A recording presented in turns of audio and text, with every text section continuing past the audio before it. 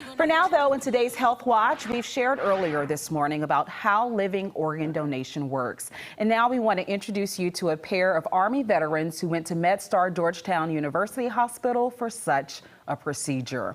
Recipient Houston Smith is joining Alexandria resident Mike Spaeth with us this morning. First off, thank you so much for your service. You're welcome. Very well. I want to begin with you, Houston. Briefly describe to me what you went through prior to the donation and why it was so important. Actually, in February of this year, I wound up going to MedStar Georgetown Transplant Institute and was diagnosed with hepatocellular carcinoma, which is basically liver cancer. I was recommended by Dr. Ragnakar to seek a living donor. In March, I went ahead and made an appeal to the Non-Nice Motorcycle Club, which I am a member of, and we wound up looking for a donor. In June, I was told that there were several people that lined up to possibly be my donor, but my brother Michael Spaeth wound up being the perfect donor for me. And in June is when Michael wound up giving me the gift of life and a new second chance at life. And we wound up having our transplant surgery June 28th. That was my new birthday. Wow, that's amazing. All in the span of 6 months. Mike, what was it about Houston's story or even what you're going through in your own life that made you step up and give in the way that you did? We had lost a couple of brothers just in the time that I had been a nom-nite. 2 in Virginia, and then 1 up here in Pennsylvania.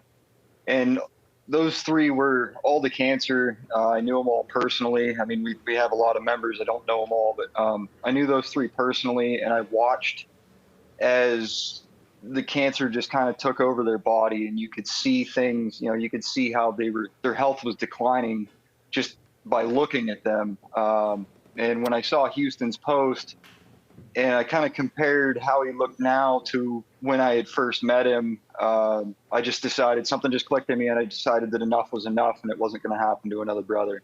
So I put my name in the hat. Mike, what kind of feedback did you get from your own family and friends when you made that decision to be a donor?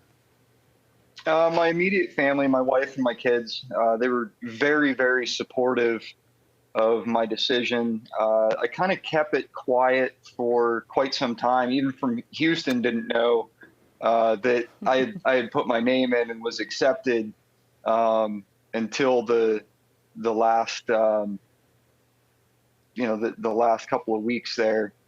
But everybody else was really really supportive of the whole thing. Sorry, I got something pop up on my screen. And once we got the green light for the surgery is when I kind of put it out that it was going to happen.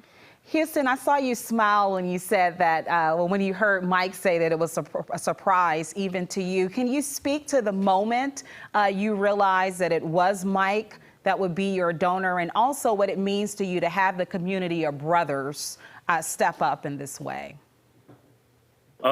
I've known Mike for several years in the club, and for him to actually make this miracle occur, I was shocked, number one, because he's so young and he has a large commitment with his family and with his law enforcement career. But I was overjoyed that it was Mike because he was a member here in Virginia. He lives now in the Pennsylvania chapter. And number two, it's changed my whole perception on brotherhood and what we do. He's gone above and beyond, and he gave me 61% of his liver, which is totally amazing. And our livers are growing back, and they're going to be fully functional.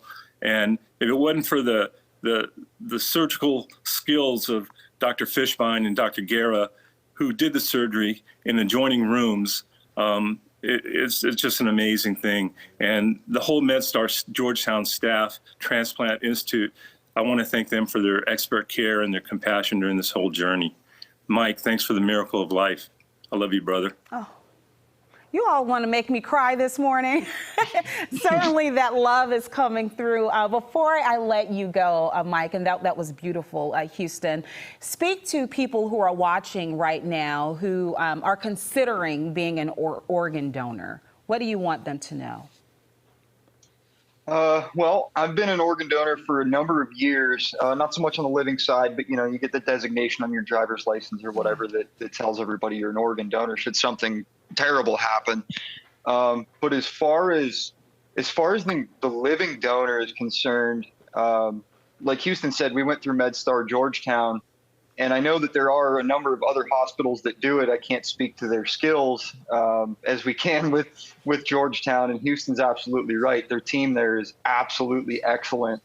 They even told me flat out that they would not go through with the surgery until I understood every aspect of it. But for anybody that's considering it, the process itself is, even though it sounds massive, and it really is, it's a pretty straightforward process, and the team makes sure that you understand everything that there is to know about it, short of actually doing the cutting yourself. And the other thing that Houston had mentioned in the past is by being a living organ donor, you're kind of saving two lives, because what that has done is it's removed Houston from the cadaver list and bumped somebody up into that first place spot to receive an organ should somebody pass and be an organ donor. I wish we had more time, but thank you so much for sharing your stories. You're now connected forever, and hopefully to also inspire other people in terms of being living donors. Thank you, Houston and Mike, and that's more information there if you want to learn more on organ donors or transplants. All right, Tucker. Amazing Thanks, story, fellas. yeah.